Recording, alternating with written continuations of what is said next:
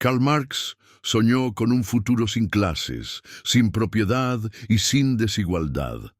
Pero ¿qué sucede cuando ese sueño nunca se hace realidad?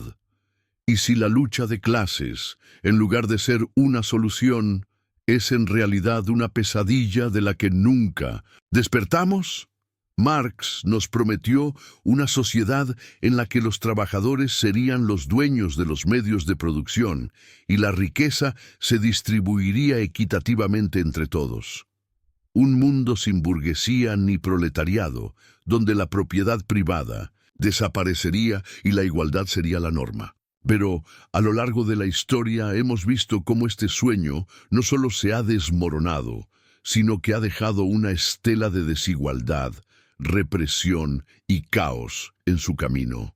En este video vamos a cuestionar si la teoría de Marx realmente ofrece una solución a los problemas del mundo moderno, o si simplemente es una fantasía que nunca podrá ser alcanzada. La lucha de clases como motor de la historia, una idea central en su pensamiento, ha sido utilizada como justificación para revoluciones, pero también como excusa para la opresión de nuevos sistemas autoritarios que no han cumplido con las promesas de igualdad y libertad que Marx prometía. Nos adentramos en el sueño de Marx para reflexionar. ¿Es posible construir una sociedad sin propiedad privada y sin clases? ¿O simplemente estamos condenados a repetir los mismos errores una y otra vez? Hoy cuestionamos si la lucha de clases realmente es el motor de la historia, o si, como muchos piensan, puede ser la raíz de nuestras mayores divisiones. Es hora de repensar el comunismo y analizar si el fantasma de Marx sigue viviendo en el presente, o si por fin debemos despertar de este sueño roto. Karl Marx creía que la historia humana estaba definida por un conflicto constante entre clases sociales. Según él, el motor de la historia era la lucha de clases, una batalla entre aquellos que poseían los medios de producción, la burguesía, y los que no, el proletariado. Para Marx, la evolución social y económica de las sociedades capitalistas estaba condenada a llegar a su fin a través de una revolución proletaria, en la que los trabajadores tomarían el poder y destruirían las estructuras de la propiedad privada.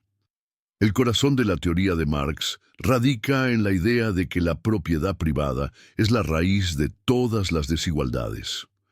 En una sociedad capitalista, los capitalistas explotan a los obreros al apropiarse de la plusvalía generada por su trabajo, es decir, el valor que los trabajadores producen, pero que no reciben a cambio. Marx pensaba que esta explotación no solo era injusta, sino que era insostenible a largo plazo, lo que provocaría, inevitablemente, una revolución. La solución propuesta por Marx era el fin de la propiedad privada, la abolición de las clases sociales y la creación de una sociedad sin Estado, en la que los medios de producción fueran de propiedad común y todos tuvieran acceso equitativo a los recursos. Para él, este sería el fin de la opresión, el comienzo de una nueva era en la que las personas vivirían libres de explotación. Este sueño de Marx encontró su eco en las grandes revoluciones comunistas del siglo XX, como la Revolución Rusa de 1917. Los bolcheviques, siguiendo sus ideas, derrocaron al zarismo y prometieron instaurar un sistema en el que el poder fuera tomado por los trabajadores. Sin embargo, la realidad fue bien distinta. En lugar de una sociedad sin clases, lo que surgió fue un régimen autoritario, donde un pequeño grupo de líderes comunistas tomó el control, sustituyendo una élite por otra. El sueño de una sociedad sin propiedad privada y sin clases se desmoronó frente a la burocracia estatal y la represión. En teoría, Marx creía que el proletariado, tras tomar el poder, instauraría una dictadura del proletariado que llevaría al comunismo puro. Pero en la práctica, las revoluciones comunistas no trajeron la igualdad prometida, sino más bien una nueva forma de desigualdad. La crítica al comunismo de Karl Marx, con su propuesta de abolir la propiedad privada, es profundamente radical. Para Marx, la propiedad privada es la fuente de las desigualdades y la explotación. Sin embargo, una visión alternativa y profundamente influyente es la presentada por John Locke, un filósofo del siglo XVII, que defendía que la propiedad privada no solo es una institución legítima, sino un derecho natural fundamental del ser humano. Para Locke, la propiedad es la base de la libertad y la autonomía individual. La propiedad como derecho natural. En su obra más famosa, Dos tratados sobre el gobierno civil, Locke argumenta que todos los seres humanos tienen derechos naturales, que son universales e inalienables. Estos derechos son la vida, la libertad y la propiedad. Locke creía que la naturaleza humana está dotada de razón y libertad, y que estas capacidades son esenciales para la preservación de la vida y para el desarrollo de la individualidad. La propiedad, para Locke, es una extensión natural de la persona. Al trabajar y transformar el mundo a su alrededor, el ser humano crea algo que puede llamar suyo. Así, la propiedad no es una concesión del Estado ni una invención social, sino un derecho que surge de la propia interacción del individuo con el mundo natural. La idea central de Locke sobre la propiedad está directamente vinculada al trabajo. Locke explica que cuando una persona aplica su trabajo a los recursos naturales, está mezclando su propia energía con la naturaleza, creando algo nuevo y por lo tanto creando un derecho legítimo sobre ese bien. Escribe: cada hombre tiene propiedad sobre su propia persona. El trabajo de su cuerpo y la obra de sus manos son, por derecho, suyos. Para Locke, la propiedad es, por lo tanto, un derecho que nace de la acción individual, de la capacidad de transformar y con ello de poseer. El trabajo como fuente legítima de propiedad. El concepto de Locke sobre la propiedad es inseparable de su comprensión del trabajo. La propiedad legítima no surge por mera posesión o apropiación de bienes, sino por la transformación del mundo a través del esfuerzo humano. Por ejemplo, si una persona planta un árbol en un terreno no cultivado, ese árbol y el fruto que produce le pertenecen, porque el trabajo invertido en plantar y cuidar el árbol justifica su posesión. Para Locke, el trabajo es la clave para garantizar que la propiedad sea una extensión de la libertad individual, una expresión legítima de la autonomía. Este concepto también se aplica al uso de los recursos naturales. Imagina un pedazo de tierra salvaje. Hasta que alguien la trabaje, no pertenece a nadie, pero al utilizar esa tierra para cultivar o construir, el trabajador adquiere el derecho legítimo sobre ella. Para Locke, la propiedad no depende de un permiso estatal o de una estructura de clases que controle la posesión, sino de la simple interacción del hombre con la tierra o los recursos naturales. Por lo tanto, el trabajo es el puente entre el ser humano y la creación de riqueza, y, en ese sentido, la propiedad es inseparable de la libertad de trabajar y crear. La crítica de Locke a la visión de Marx sobre la propiedad es clara. Marx ve la propiedad como una herramienta de opresión y explotación, mientras que Locke la ve como una herramienta de libertad y desarrollo individual.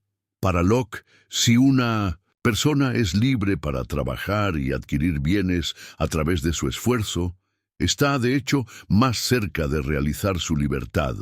La propiedad no es solo algo que la persona posee, sino un reflejo de su capacidad de actuar en el mundo y tomar decisiones autónomas, la propiedad como la base de la libertad individual. Para Locke, la propiedad es inseparable de la libertad. La libertad, para él, no es la simple ausencia de restricciones, sino la capacidad de ejercer control sobre el propio destino. En este sentido, la propiedad es esencial, ya que permite la independencia y el autosustento. Sin la propiedad privada, el individuo dependería del Estado o de otros para su supervivencia y bienestar, lo que según Locke sería una forma de subordinación y no de libertad. La idea de un derecho a la propiedad es central en su pensamiento político, pues él cree que sin la capacidad de poseer y controlar recursos, los individuos no tendrían la libertad necesaria para decidir sobre sus vidas, sus proyectos y sus destinos. Locke también considera la propiedad como un mecanismo de desarrollo social. Al garantizar que los individuos puedan poseer y disfrutar de los frutos de su trabajo, la sociedad se vuelve más próspera, más innovadora y más justa. Afirma que la práctica del trabajo y la creación de riquezas genera incentivos para el progreso humano, para la mejora de las condiciones de vida y para el perfeccionamiento de las capacidades individuales. La libertad para crear y poseer es la base sobre la cual las sociedades pueden organizarse de manera equilibrada y productiva. En contraste con Marx, que idealiza una sociedad sin propiedad privada, Locke ve esa ausencia como una amenaza a la libertad individual. Para Locke, al eliminar la propiedad privada, lo que se eliminaría no sería la explotación, como afirma Marx, sino la capacidad de los individuos para realizar su potencial y ejercer su libertad plenamente. Él argumenta que el control sobre la propiedad es necesario para que los ciudadanos puedan disfrutar de los beneficios del trabajo, la educación y la autonomía. Sin la capacidad de poseer y controlar recursos, los individuos estarían forzados a depender de otros para su subsistencia, lo que debilitaría su libertad. Reflexión: la propiedad como fuente de desarrollo. Cuando Locke afirma que la propiedad es esencial para la libertad, está defendiendo una visión que coloca al individuo en el centro de la sociedad. Para él, la sociedad no debe estar organizada de tal manera que el Estado controle todos los aspectos de la vida de los ciudadanos, incluyendo los recursos necesarios para su supervivencia y progreso. El derecho a la propiedad, en su visión, es la manera más directa de garantizar que los individuos puedan ejercer su autonomía sin la constante interferencia de una autoridad superior. Por otro lado, Marx ve la propiedad privada como la fuente de las divisiones sociales. Cree que la clase dominante, al controlar la propiedad, controla los medios de producción y la propia vida de las clases trabajadoras. Marx imagina un mundo en el que, al abolir la propiedad privada, la sociedad se volvería más igualitaria y justa.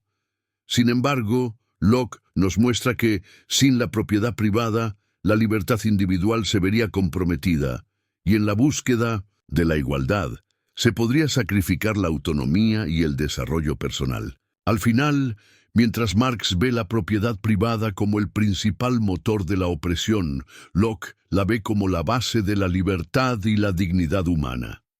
Lo que está en juego aquí es una visión fundamentalmente diferente sobre lo que significa ser libre.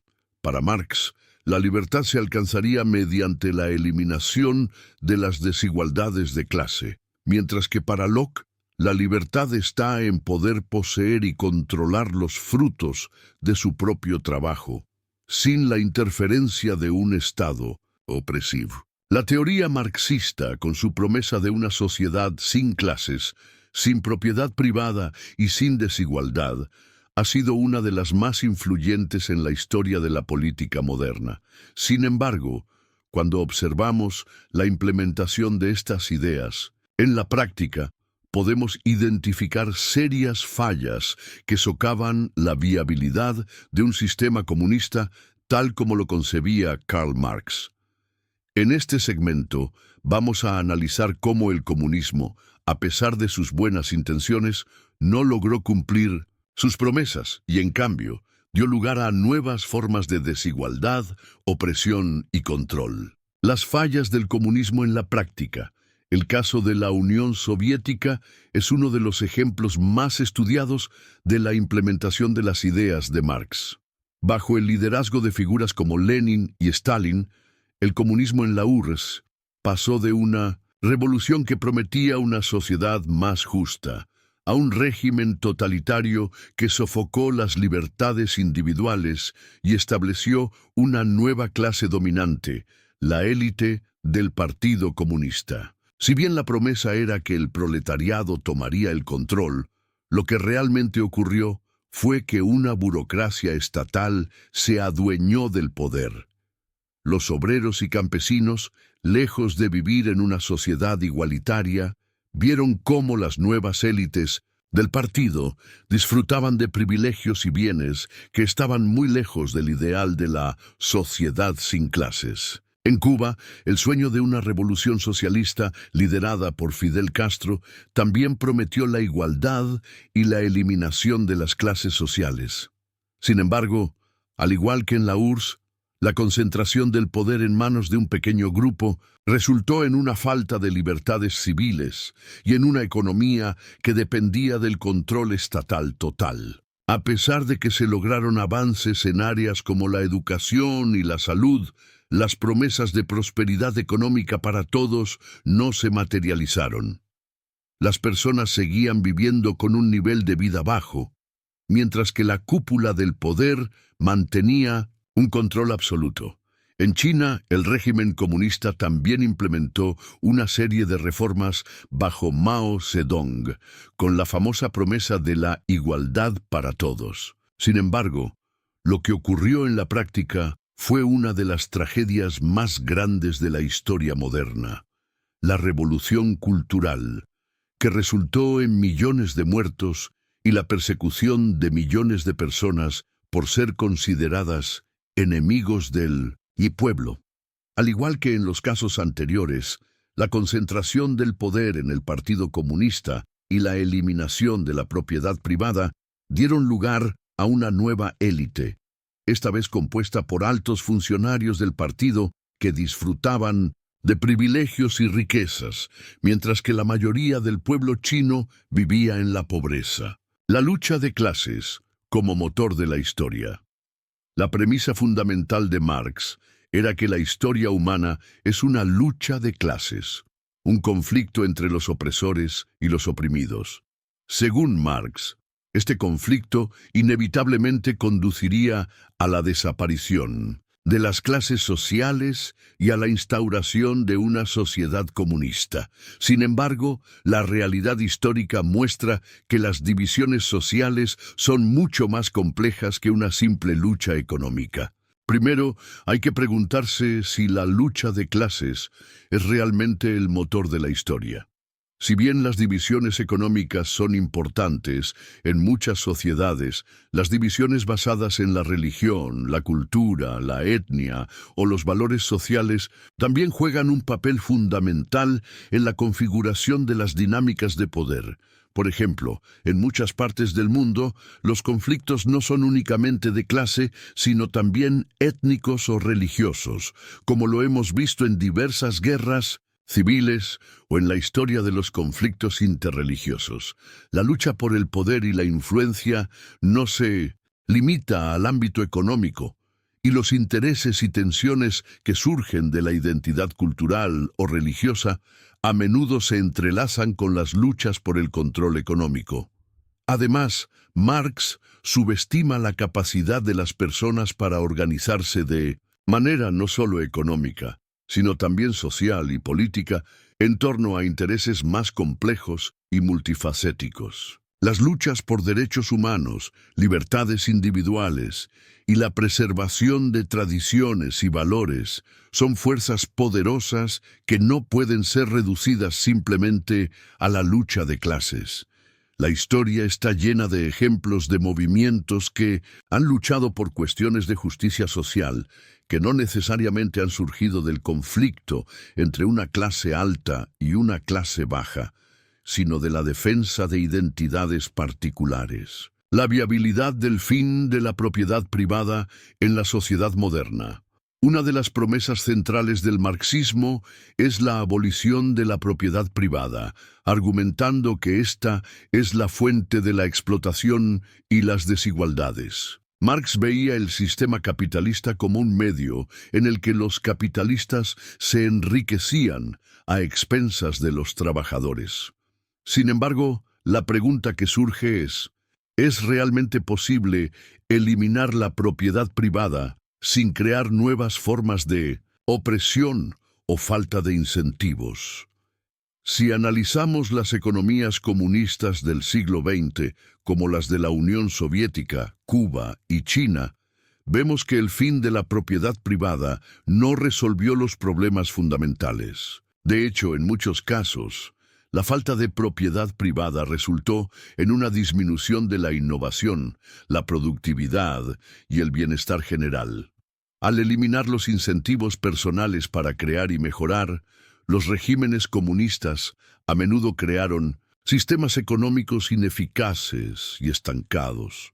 En ausencia de propiedad privada, no existía la misma motivación para el emprendimiento y la creación de nuevas tecnologías y productos, lo que llevó a la economía a depender del control centralizado y a la falta de competencia, lo que redujo la calidad de vida de los ciudadanos. La propiedad privada en las sociedades modernas no solo se refiere a un derecho individual, sino que también es un motor de la innovación y el progreso. El sistema capitalista, a pesar de sus fallas, ha creado las condiciones para que millones de personas puedan emprender, invertir y generar riqueza, lo que ha llevado a avances en casi todas las áreas de la vida humana: salud, tecnología, educación, etc. Si bien es cierto que las desigualdades económicas persisten, la eliminación de la propiedad privada no parece ser la solución. En cambio, lo que se necesita son políticas que busquen reducir la desigualdad, pero manteniendo la libertad económica y los incentivos para el progreso.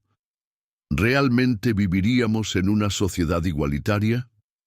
Una de las promesas fundamentales del comunismo es que conduciría a una sociedad igualitaria, donde todos los individuos tendrían acceso a los mismos recursos y oportunidades. Sin embargo, la historia demuestra que los regímenes comunistas no lograron crear esa igualdad. Más bien, en muchos casos, resultaron en una nueva clase dominante, la élite del Partido Comunista. La centralización del poder en manos del Estado o del partido político, como sucedió en la URSS, Cuba y China, llevó a la creación de una jerarquía donde los líderes del partido disfrutaban de privilegios materiales que estaban vedados al resto de la población. Esta élite, lejos de vivir de acuerdo con los ideales de igualdad, acumulaba poder y recursos a costa de los ciudadanos comunes. Lo que en teoría se presentaba como una utopía igualitaria terminó siendo una distopía, donde las desigualdades económicas y sociales simplemente se reconfiguraron de una manera diferente. No desaparecieron. En última instancia, el sueño de una sociedad sin clases de Marx parece no haberse materializado. En lugar de una sociedad más justa y libre, los intentos de instaurar el comunismo en el siglo XX generaron nuevas formas de control, opresión y desigualdad.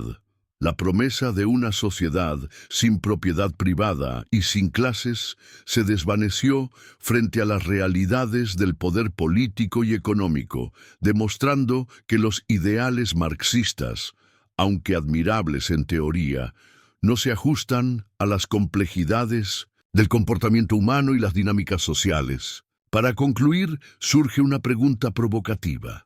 Si la lucha de clases nunca ha llegado a su fin, ¿Estaba Marx realmente en lo correcto al creer que el comunismo sería el punto final de la historia? ¿O quizás estamos atrapados en un ciclo de utopías que nunca se concretan? Es indudable que la teoría de Marx dejó una marca profunda en la historia del pensamiento político y social. Sin embargo, al mirar la realidad actual, podemos ver que las promesas de una sociedad sin clases, sin propiedad privada y sin desigualdad nunca se materializaron completamente. En lugar de alcanzar el ideal comunista, hemos sido testigos de nuevos sistemas de poder, nuevas formas de opresión y, lo más importante, un ciclo continuo de expectativas no cumplidas. El marxismo, en su intento de transformar el mundo, subestimó la complejidad de las sociedades humanas y sus diversas motivaciones más allá de la simple lucha económica. La evolución de las ideas, los valores, las identidades y las creencias de las personas no puede ser reducida a una lucha de clases unidimensional. La historia, como lo vemos hoy, está llena de nuevas formas de desigualdad que no responden únicamente a la estructura económica, sino también a factores culturales, políticos y sociales. La reflexión sobre la teoría marxista, entonces, no solo nos invita a cuestionar sus principios, sino también a replantearnos nuestra visión sobre la sociedad y la economía. ¿Estamos realmente atrapados en la búsqueda de utopías que nos prometen soluciones fáciles a problemas complejos? ¿O estamos evolucionando hacia un modelo más equilibrado y realista en el que, sin eliminar la propiedad privada ni las diferencias económicas, logremos un mayor bienestar colectivo? Al final, la historia no se detiene, y la lucha, más que por clases, es una lucha constante por la justicia, la equidad y el entendimiento mutuo en un mundo que cambia rápidamente.